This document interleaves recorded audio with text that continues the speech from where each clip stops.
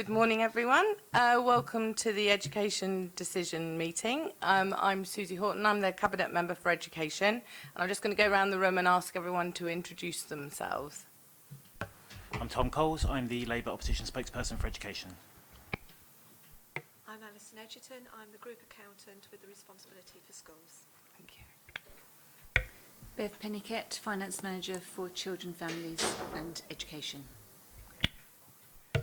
And I'm Chris Williams, School Place Planning and Capital Programme Manager, standing in today for Caroline Corcoran. Lisa Gallagher from Democratic Services. Councillor Hannah Hockaday, Councillor for Cosham and the Opposition Spokesperson. That's okay. Thank you very much, everyone. I think we're expecting someone else, but we'll move on. I think what I will do, because the person we're waiting for is actually no, we'll go with apologies for absence. Sorry. No, none received. Sorry. None received. And the next item is declarations of members' interests. No declarations. No. I'm on the Academy Advisory Board at Penhale Infant School. Okay, thank you. So what I think I will do now is to just go straight to item 4, if that's okay with Bev, so that we can wait for the person to arrive for item 3. So this is the future school funding arrangements 2019 to 2020. I'll hand over to Bev for the report. Thank you. This information is intended mostly as an update, although there are a couple of recommendations for agreement today, and they're set out in section 6. Just a little bit of background on the school funding reform. DFE have told us several times that the transition to the full national funding formula will take place in 2021. So we're still in the transition period. Local authorities do still have some limited flexibility, although it is quite limited. In December 2017, the Cabinet Member and Schools Forum agreed to smooth the transition period, particularly in respect of primary schools, so that we don't see turbulence in their funding as we move towards the NFF. For 18-19, we were actually able to move all secondary schools onto the national funding formula, which was actually beneficial for all of them. So they are where they need to be. But primaries are still a way off of that. We haven't yet received the operational guidance from the DFE for 2019-20, although we understand that should be due out with us before the end of term. But our understanding is that there aren't any major changes proposed between now and then. So moving forward, we've still got 4 blocks in the DSG, so schools block, high needs, early years and central school services block. They are ring-fenced, although there is a very limited ability to move some funding from the schools block into other blocks, which is code for the high needs block. And local authorities can move up to 0.5% of the schools block. That equates to about £500,000 for Portsmouth. We're not proposing to move anything into high needs block because it's one-off funding. The problems that we have with the high needs block are underlying, so a one-off sticking plaster didn't seem to be the right approach. We went out to consultation, mostly with the primary schools at the beginning of this term, to see whether they want to continue with the transition or whether they would prefer to move towards the NFF. The most key change, I guess, for primary schools would be the removal of the reception uplift factor, which we've historically used in Portsmouth, but which doesn't form part of the NFF. We did consult on that last year as well and advised schools at that time that it was likely that the reception uplift factor would be removed for 1920. So we went out to consultation. In total, 10 out of our 59 maintained and academy mainstream schools responded. That's 8 primary and 2 secondary, although it's worth noting that one of those responses was a combined response from an academy trust, which covered 5 primary and 1 secondary school. All 8 of the primary responses agreed to continue with the transitional approach to NFF rather than move straight to NFF.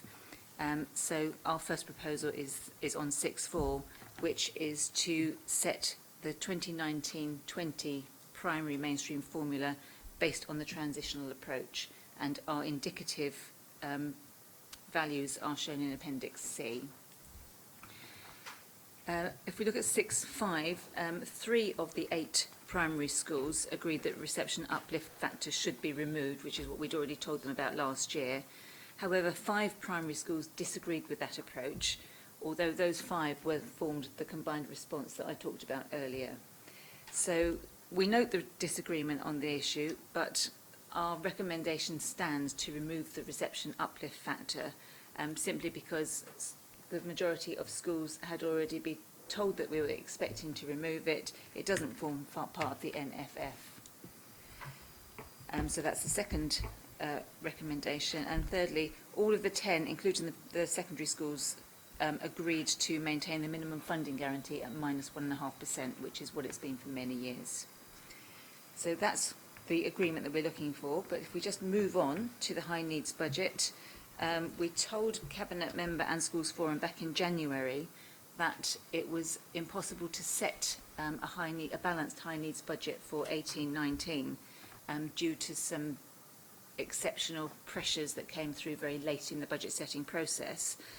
So we've actually set a budget which overspends the high needs block of £400,000, which we were planning to take from DSG balances.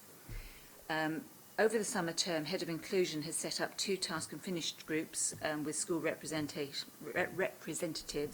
which includes head teachers, SEN coordinators and special school set representatives to review both the high needs block element 3, particularly of the mainstream schools, because that's where we've seen the biggest growth for element 3, and also inclusion centre funding. So that's ongoing work.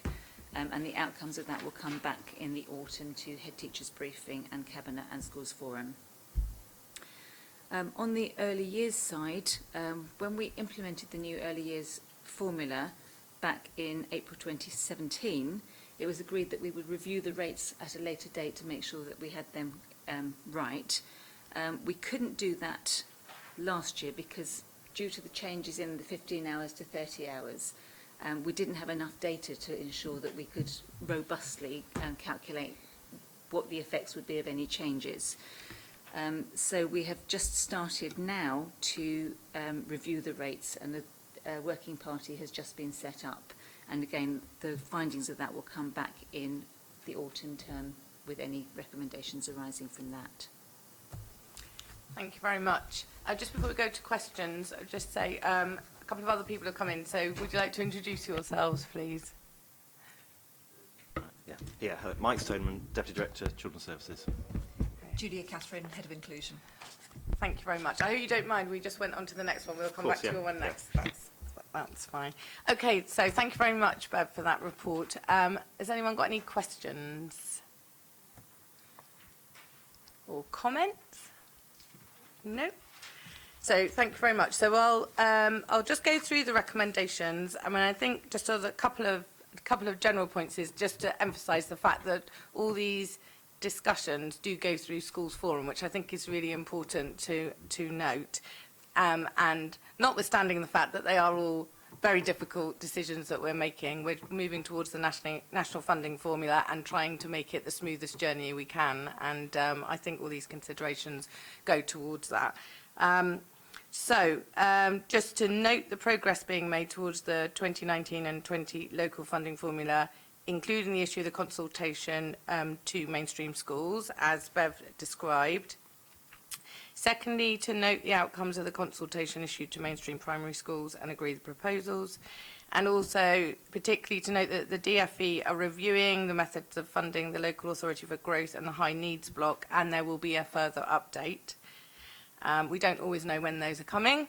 Sometimes they're very last minute, as they were last year, but that's on its way. Note the progress being made towards the strategic review of the high needs budgets in light of the 2018-19 pressures. And finally, note the progress being made towards the review of early years funding, which, as Bev said, is underway at the moment. Thank you very much. Okay, we're now going to go back to item 3, which is the Harbour School, and I'm going to hand over to Julia Catherine. Thank you. There are 2 recommendations. Firstly, that the Cabinet member note the progress that's been made to address the financial issues at the Harbour School, and secondly, that the Cabinet member agrees to use funding from DSG balances to fund the remaining deficit at the Harbour School. Just a couple of things to highlight from the paper. I won't go through the whole paper, but the financial notice of concern was issued to the Governing Board of the Harbour School in November 2015. So the first recommendation about noting the progress is really around all of the actions that have been taken since that point. The IEB has been in place since July 2016. There's been a new head of school appointed in Ian Hunkin. Delta Education Trust have been working with the school to provide support around leadership. In addition to that, the school have undertaken a complete staffing restructure to reduce operating costs. They've reduced from 5 sites down to 4, which again reduces operating costs, and have increased their income through increasing the Element 3 top-up funding for each filled place. So they're currently operating as a smaller but fuller school in order to make sure that we're not running kind of vacant posts that aren't needed. So having taken all of those actions over the last couple of years, the Harbour School have managed to set an in-year balanced budget, but there is a total deficit remaining of 868,258. So this paper is requesting that we are able to use DSG balances in order to fund that deficit. Excellent. Thank you very much. Are there any questions or comments about that? I think it just needs to be placed on record. The work that we've done with the Harbour School and the officers, and also the new head has been doing an outstanding job. So they're really getting there with the new staffing structure. So, brilliant. Yeah, absolutely agree with that, Hannah. And I think it's one that, again, this has been through Schools Forum. It's been sort of well rehearsed, this case study, and I think it's just one of those situations where you know, a situation has been made better by the efforts of loads of people. It's a good news story in the fact that you had to start from and going somewhere, and these are the most, you know, some of the most vulnerable children in our city, and we need to support that. So it's and the fact that things are looking really steady moving forward. It's not, I think the fear at one point was that would this just keep happening and sort of pouring money into a leaky boat, and it's obviously not. I think we feel very confident about the new school. So yes, thank you. Yes. Just add one more thing, because I know the Schools Forum members were concerned about other schools and schools going into deficit. I think with the Harbour School there were some exceptional regions around the school, a very complex school which needed a complete restructure, and that's what we've obviously delivered, and we can be fairly confident about the future. And with regard to other schools, and I think it was reported at Schools Forum, we're doing very close monitoring of those schools, and where there is any sort of sign of a school having significant reductions in its surplus and moving towards a deficit, then we're going in there very early with some meetings and some strong monitoring in place for that. So just want to reassure members that that is in place. Thank you. That's great. So just to reiterate, this is noting the significant progress that's been made to address the financial and structural issues in the Harbour School, and also agreeing to use the money from the DSG balances to fund the remaining deficit for Harbour, so it's in a better position moving forward. Okay, thank you. So we're now on to item 5, which is the 2017-18 Schools Balances Report, and I understand we're going over to Alison. Thank you.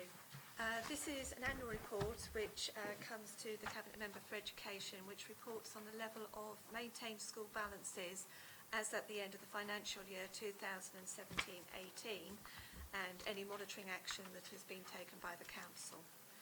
Section 4 sets out, there's two tables in Section 4 that set out the balances for the previous years and 2017-18. And the second table in particular shows any adjustments we've had for academy conversions during the course of those 2 years. At the end of the year, we had 3 schools that had deficit balances, which were set out in the report.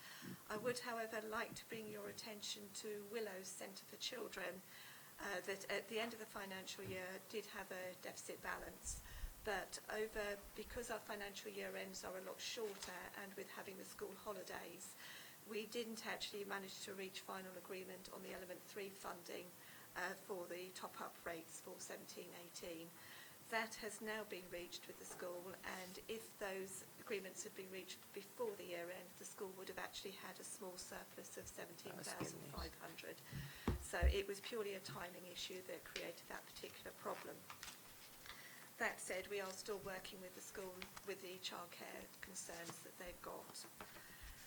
We've been through and reviewed all those schools with low and reducing balances and met with the schools individually, talked through their plans, and we feel that in every case all of the schools have got either very specific circumstances as to why their balance is reduced and have got very strong plans in place to make sure that they bring those back to a sustainable situation.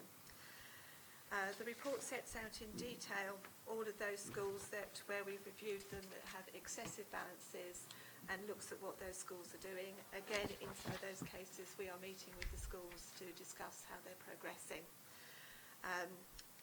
We feel that in both the low balances and the high balances, that schools have got strong plans in place and do understand where their funding is going and what they're doing with it. So we're confident that there shouldn't be any major issues coming up. And then finally, Section 6 sets out our capital balances that maintain schools in the city, of which there's been a small increase between 17-18 and 16-17, and part of that reason will be because of some of the works that schools have been planning to do with their revenue balances, and they've moved funding across. And I'm happy to take any questions. Any questions? No. No, I guess this just reinforces exactly the point that Mike was making a few minutes ago about how the monitoring is really effective, both with those schools that are going towards deficit, but also those schools who are saving maybe a little bit too much. So, okay, so thank you, Alison, for that. So noting the level of maintained schools revenue balances and capital balances, 31st of March 2018, as shown in the tables that you draw our attention to. So thank you very much, Alison. Okay, we're sticking with you. Now it's the 2017-18 Dedicated Schools Grant Outturn Report and Revised Budget. Thank you. Thank you. So this report sets out the final budget position for the Dedicated Schools Grant for 17-18 and the proposed Dedicated Schools Grant budget revisions for 18-19. Overall, the final position was pretty much in line with what we were expecting. There were a few exceptions around some of the special school place funding, high needs element 3 top-up and early years funding. That is purely because of the timing that we get with the class lists, and that creates some fluctuation at the year end. But the details are set out in the report, and I'm happy to take any questions if there are any. It did lead to a higher than predicted carry forward for 18, which was come forward into 18-19, and that is positive in that it now gives us a little bit more flexibility to manage the pressures we've got within 18-19, along with actually ensuring we can fund those one-off commitments that we've been making recently. So, very positive. For 18-19, just to say that since the budget was approved in January, there's a number of discussions that have kind of resulted in some changes. This includes the academy conversions and the school's specific contingency, which have been previously approved by Cabinet member. In addition, when we set the budget in January 2018, we highlighted that there were some discussions going on with Mary Rose Academy with regards to the Element 3 top-up funding around their highly exceptional pupils. The paper sets out that those new band rates that we have now agreed with the school over the course of the term, and we would like your approval to actually take those forward and implement those from the beginning of September 2018.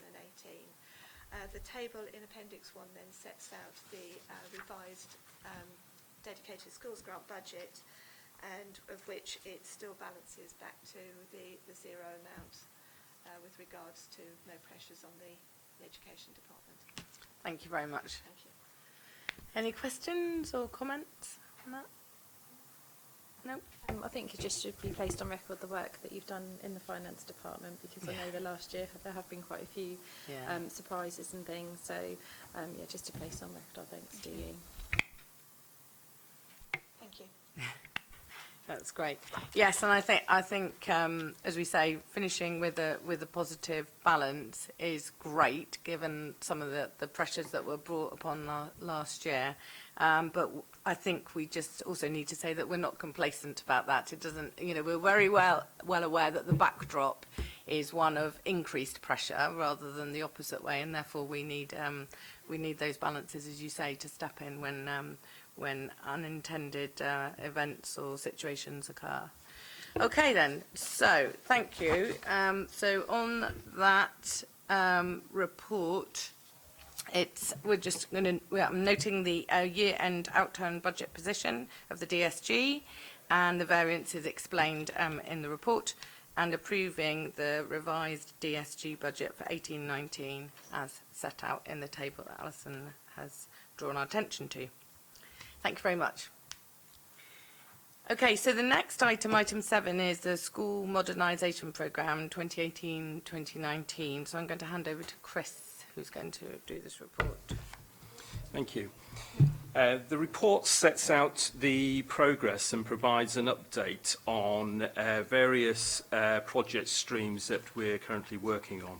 That includes the urgent condition projects, secondary school sufficiency schemes aimed at increasing secondary school capacity across the city, and special school sufficiency schemes aimed at ensuring schools can take children with more complex special educational needs.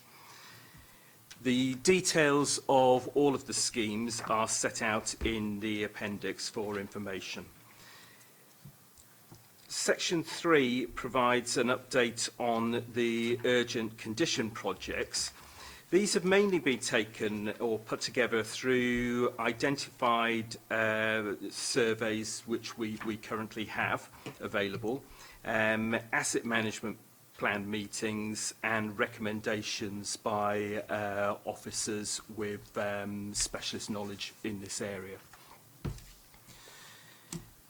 The appendix shows that there are 4 live projects remaining from the 2017-18 condition programmes, and that's mainly due to ensuring that the timing of works is undertaken during school holiday period, so as to not disrupt the operations of the school. There were 10 new urgent condition projects approved in the 2018-19 programme. And also there was a contingency allowance for any emerging urgent priority works. 3 additional urgent projects have been commissioned since the last report, and these are outlined in section 3.4, and that's particularly at the Harbour School at Fratton, where we'd undertaken a condition survey which had identified some urgent works which needed completing before we actually moved out. It also included Craneswater Albert Annex, which houses children from the Mary Rose School. And again, a condition survey was undertaken which highlighted some urgent and immediate works, which are now being continued with. And finally, Fernhurst Junior School. An inspection was taken out to look into the roof at the school, actually, but while investigating the roof, found that the gable end was in very poor condition and required immediate works to be undertaken, which is now in the programme. So in summary, 4 projects remaining from the 2017-18 programme and 13 projects underway from the 2018-19 school modernisation programme. The attached appendix also outlines and highlights any risks identified with those projects. Section 4 of the report details the secondary school sufficiency programme, and these are schemes which are being put in place to meet the need for school places going forward. The council allocated £10.2 million in March 2018 for phase 2 of the secondary school expansion programme. Portsmouth Academy was already in the programme. So the new schemes are now ARC Charter Academy, increasing the capacity to 900. Portsmouth Academy, increasing capacity to 1,250. Admiral Lord Nelson School, increasing capacity to 1,250. And Trafalgar School, which is a smaller increase in capacity of 60. The special educational needs schemes, also highlighted in the attached appendix, cover works at Cliffdale Primary Academy, Redwood Park Academy, which is in the early feasibility stages, phase 1 of the Willows project, which completed only about a week ago, actually, so there's a good job down at Willows, and a phase 2, which will be commencing with the feasibility in the autumn term. There are no risks identified at this stage of those projects. They're all in relatively the early stages. And the recommendation is that the projects be noted, and the update as shown in the appendix is also noted on progress. Thank you very much, Chris. Any comments or questions? Yes, comments? From Just one comment, just for clarification. With regard to the school modernisation programme, just so members are aware, that only applies to our local authority maintained schools, which we obviously have a responsibility for. Whereas for the sufficiency projects, we make no distinction between academies or maintained schools. We look across the board. So that's why you've got a mix of academies and LA maintained. Thank you, Mike. Just a question with the secondary schools. What's happening with the primary school now and their places? Because they're making a reduction, are they? Yeah, so the primary school, which come under the responsibility of Bohan Education Trust, they have put forward a proposal to reduce their planned admission number from 250 to 225. And as you're probably aware, we have objected to that through the Office for the Schools Adjudicator, and that's going through that process at the moment. So I can't really give you much more than just that update. We are very sympathetic to what they're trying to achieve at Priory, and we recognise the space is constrained. But of course, if they were to reduce the numbers to that extent, that would leave the local authority with quite a significant capital bill to try and replace those places. And we don't have that funding available, nor would the DFE take that into account in terms of any future basic need allocation, which is the point we've been making to the Regional Schools Commissioner. So, yes, that's the current state. I don't know if, Chris, you can give any more update. That's No, probably we've it, not heard yeah. any. So that's where we are at the moment. Thank you. Any other questions?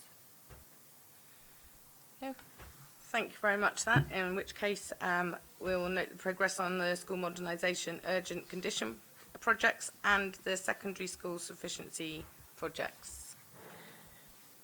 Okay, so item 8, Education Budget Monitoring Outturn Report 2017-18. I believe I'm going back to Bev on this one. Thank you. I will keep it brief. This is a report for noting. that on the revenue side, the final revenue position for the education portfolio was an underspend of £348,000. The table at 4.2 details how we got to that minus £348,000, and it shows that we had a significant amount of additional income. We had grant income late in the year, which we couldn't actually spend last year, so that's carried forward and it will be spent in this year as well, and it forms part of the portfolio reserve. However, the underspend position does hide a significant pressure on the home school transport budget. We overspent by £377,000 last year, and we are expecting to overspend against that budget again this year, so that remains a cause for concern within the education portfolio. We have got a portfolio reserve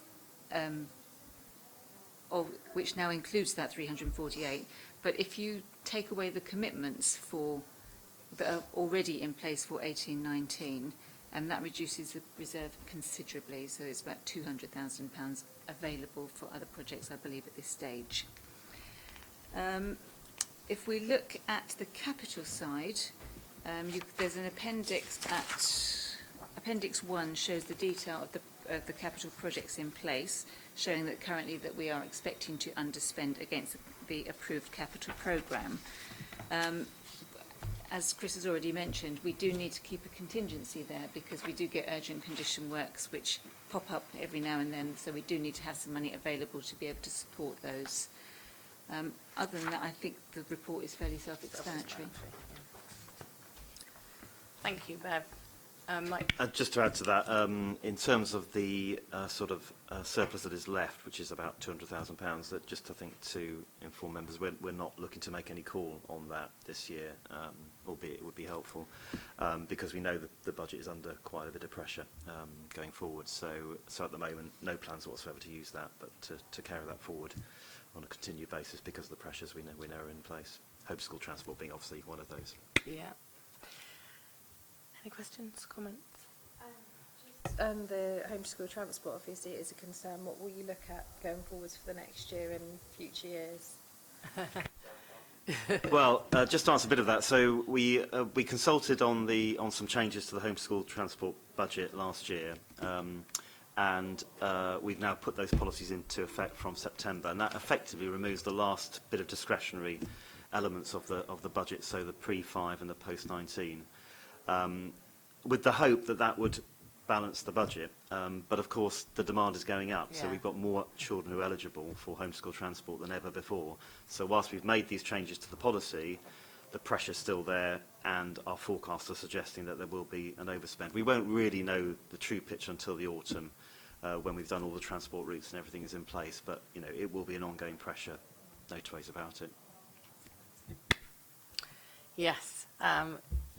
You take actions to try and deal with the pressure, but the pressure is increasing. So I think it's the case all over the country, but we still have to, work our hardest at trying to think of ways that we can continue to reduce that deficit.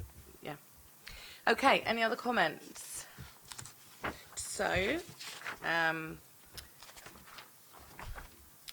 Just to formally note that the outturn position for 2017-18 and the existing commitments against the underspend and the potential cash limit pressure for the 2018 financial year. So that brings us to the end of the agenda for this meeting. Thank you very much to officers for all your work on bringing these reports, and thank you very much to the two opposition cabinet members for attending the meeting, and thank you very much.